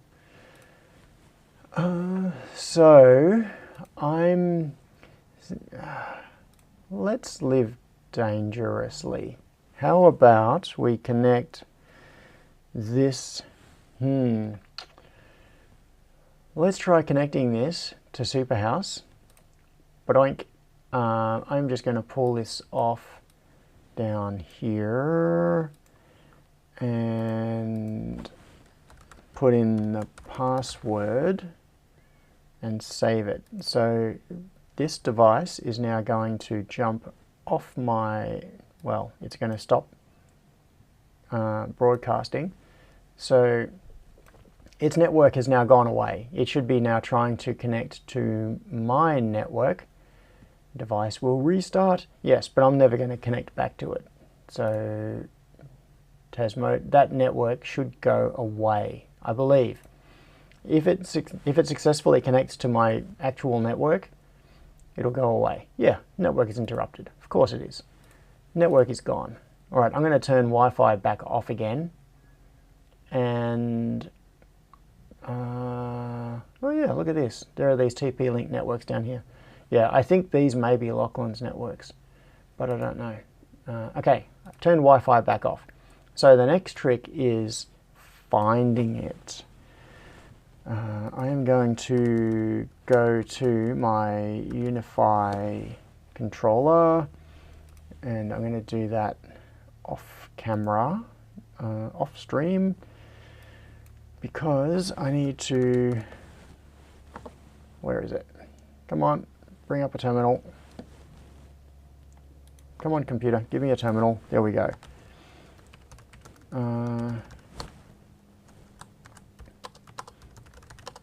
Because I need to put in the password for managing my Unify network, and I don't want to do that live on stream. I mean, I do like doxing myself, but I'm not going to dox myself to that extent. All right.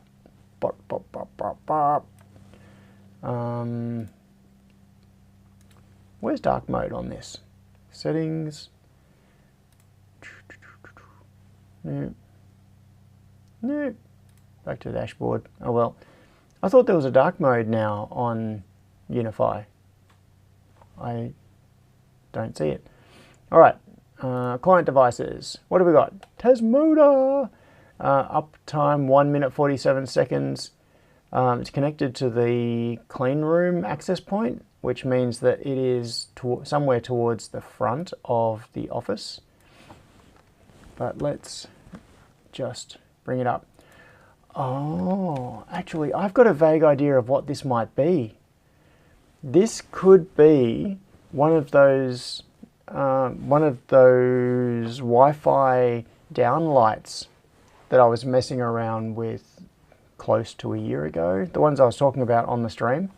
There is one that is outside the front door. In fact, I wonder if I'm just going to try turning it on. I'm going to go and see if the light is on outside the front door, because that light has not been working for a long time.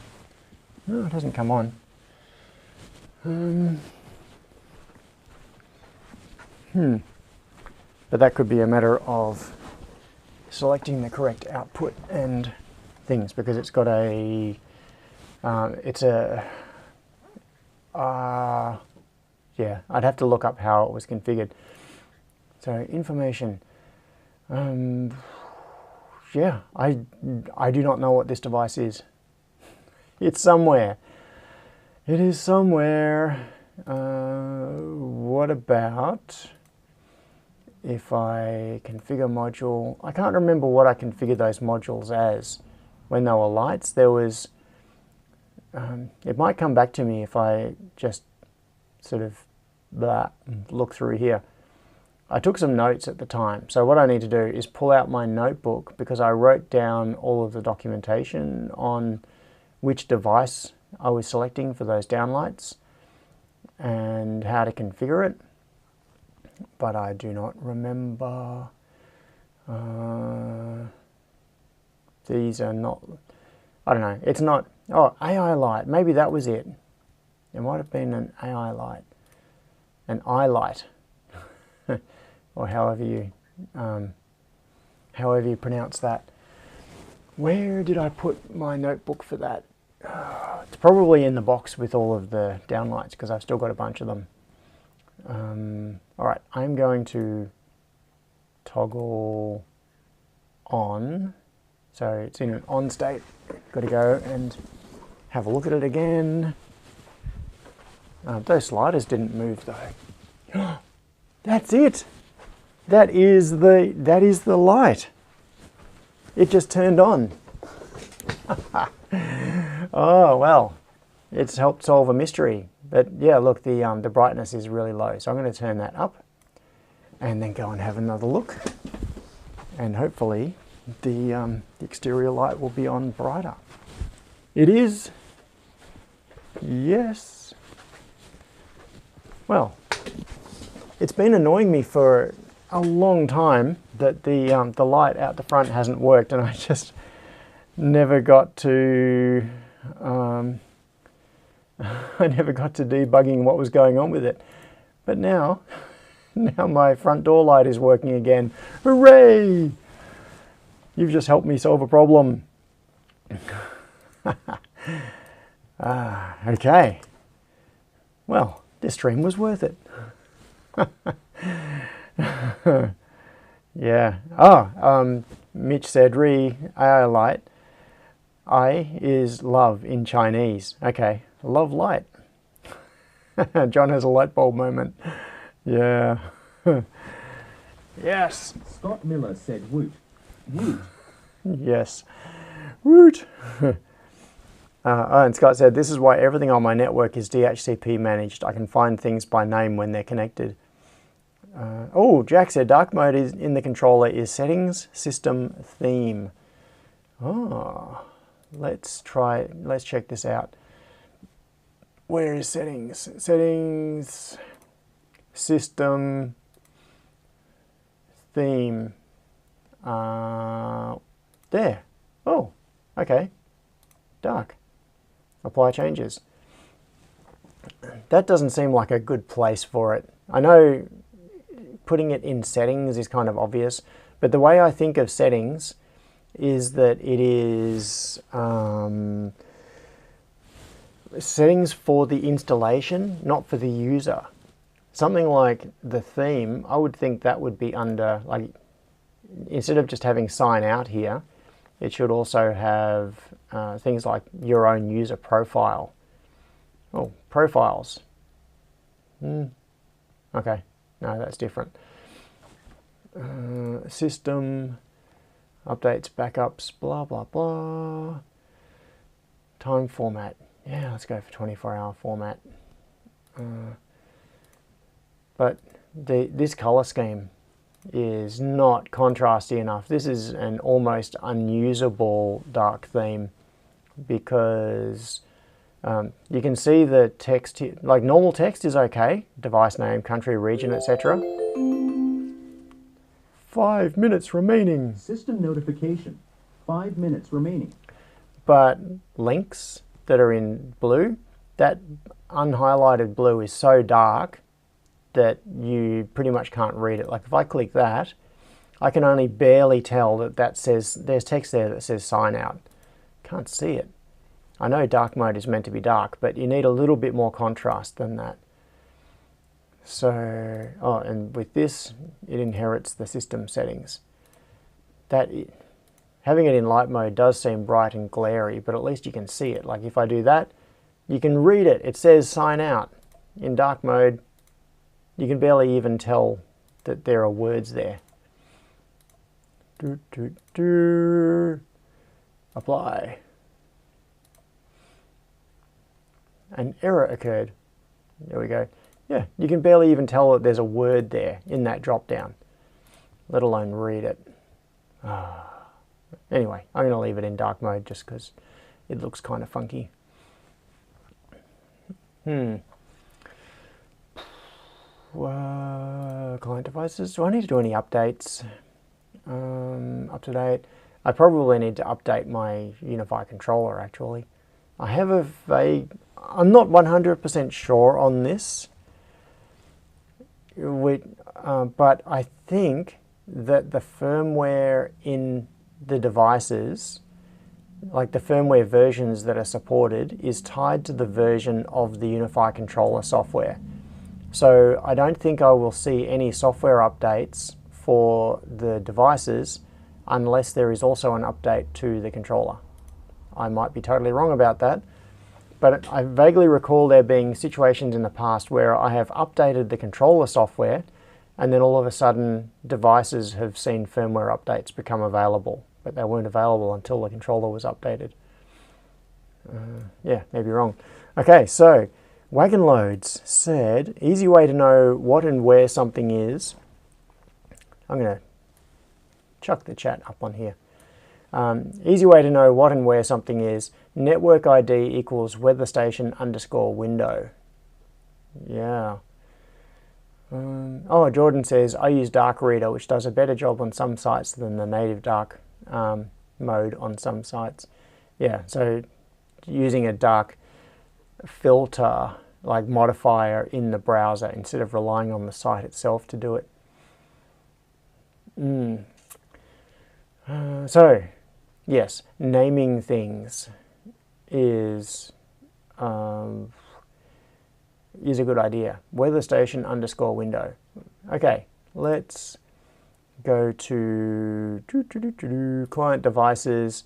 This one right here, let's give this a name. Settings, what do we call it? With this, I can just give it like a simple English label. This is just like a text label.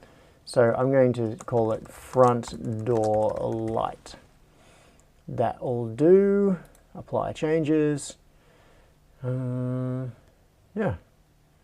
Scott Miller said local DNS is also a very handy thing. Yes, local DNS is handy. Yeah, we've got a... so there are a bunch of ESP devices. So there was that question earlier about how many devices I have, and you can see here that these are devices on Wi-Fi. Well, you can see that I've named some of these. So, for example, WLED rack and WLED door south. So these two devices here are Wemos D1 minis running WLED firmware to control the RGB lighting. One is in the server rack and the other is for the LEDs that go around the door into the clean room, so that it changes color when the door is opened, and you know the seal is broken, it goes red.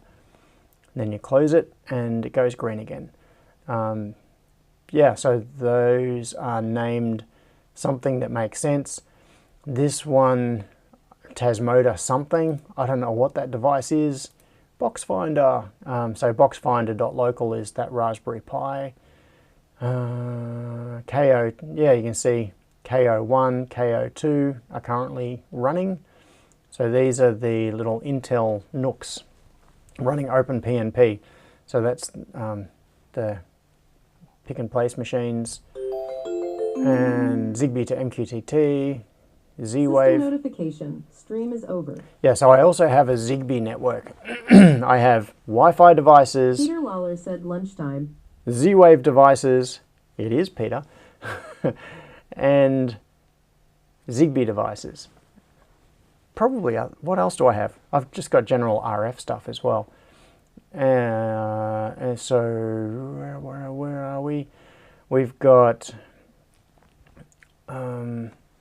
yeah, so I have the Zigbee to MQTT gateway, and I also have the Z-Wave gateway. And Synology, that one could have a name. That one is NAS. Yeah, but there are an awful lot of things like this where it's just on-off blah and no direct indication in this list of what it is. Or Tasmoda blah. I should give them proper names. TP-Link, what is that? Desktop something. Don't know. Box Finder Bench 1, Box Finder Bench 2. These are also WLED devices driving RGB LEDs. Tester 2, yeah, the test rig is up and running. I was doing stuff on that, trying to get the camera going just recently. That's actually something I was thinking of looking at in the stream today. But somehow, 2 hours has gone by and I have not. Sony Interactive, this will be my PS5 probably. Yeah, Sony Interactive Entertainment Inc. It doesn't say what device it is, but I wouldn't have many Sony devices on my network. The PlayStation is the only thing I could think of. Oh yeah, there's an Echo in the clean room. Oh, that's the other thing. I was talking earlier about Tom not wanting to use voice control. I have an Amazon Echo inside the cleanish room, and I've got another one here in front of me in the lab area. And so what happens is that when he asks me to do it, he's usually in the clean room, like he's in there with the machine. He wants the air compressor turned on. So he comes to the door, opens the door and asks me to do it. He could just say it in there. There is an Echo right in there. He could just ask for the air compressor to be turned on and it would hear him. Oh yeah, so there's the Echo that's in the lab. That's the one on the bench and desk in front of me. There's the Echo that's in the clean room. Printer 1, Raspberry Pi Foundation. What is Printer 1? I don't know. What is, oh, I know why. It's a 3D printer. Yeah, printer1.local is my, I was confused because it says it's a printer and then it's from Raspberry Pi Foundation. That's because there is a Raspberry Pi in front of the 3D printer, and that's how I access it over the network. So that's how I get to printer1.local with Octoprint. And maybe, yeah. So this is in dark mode. Control, can we see the camera? Webcam stream loading. No, looks like the webcam has died. It does that. Oh no, it has. It just came up. It just took a while to come up. It was loading. All right, so that is the live video stream from inside the 3D printer. Yeah, so that's Octoprint, which is why Printer 1 is a Raspberry Pi. Anyway, this is cool. Having this working again makes me happy because now I'll be able to have the light outside when I'm leaving and it's dark at night. And I can set it so that it turns off a little bit later. Groovy. All right, I think, where am I? Where did the chat go? I've lost the chat. Oh, somehow the chat ended up redocked back in, back into the browser. Who Who's a closet Luddite? System notification. Peter is hangry. 5 Oh, minutes ago. cool. So, Peter Lawler said, "Go home, John." yes, I am about to. Lachlan said, TP-Link, blah, is a test router on my side. It's connected to smart bulbs, which I thought were turned off, but it's also what Stuart uses. Perhaps its Sol Tasmoda starts his Lucas mill. Yeah, maybe.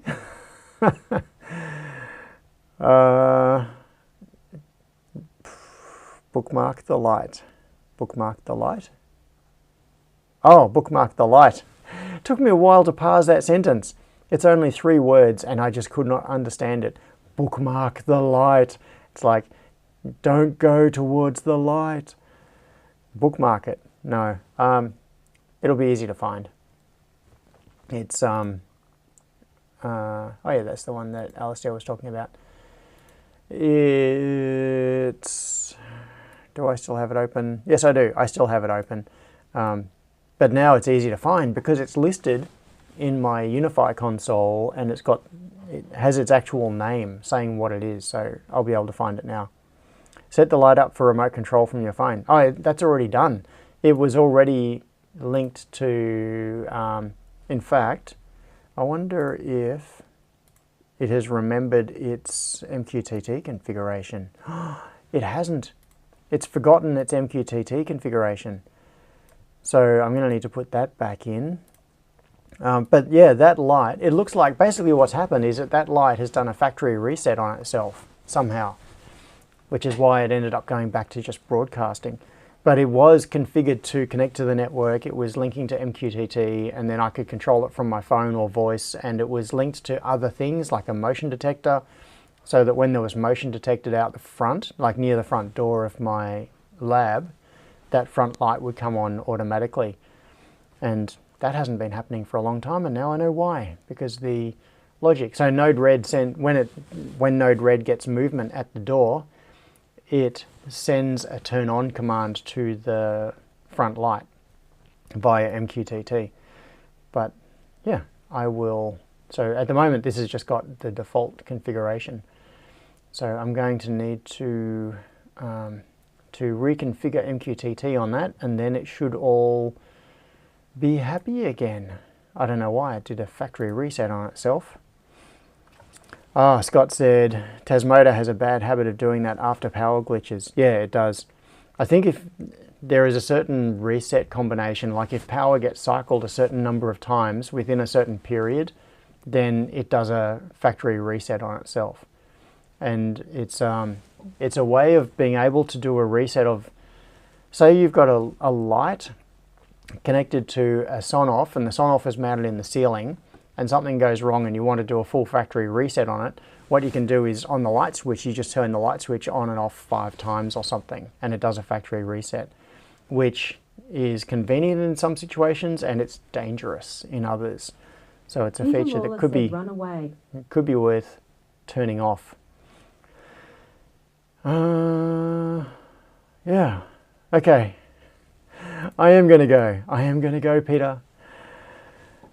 And because I said I am going to go, Peter, that means it's the end of the stream. And happy... said it's annoying as hell. Yeah, it is. And happy Mother's Day to all of the mothers. I got to go out this afternoon for afternoon tea with my mum and my sister. So, and it looks like the all the cloud has burned off and there is sun outside now. So the good day prediction is coming true. I hope you're all having a fantastic weekend.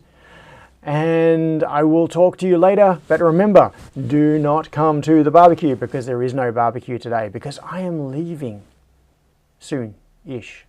Soon. So, barbecue next month. And I will... I'll see you later. Okay. Bye.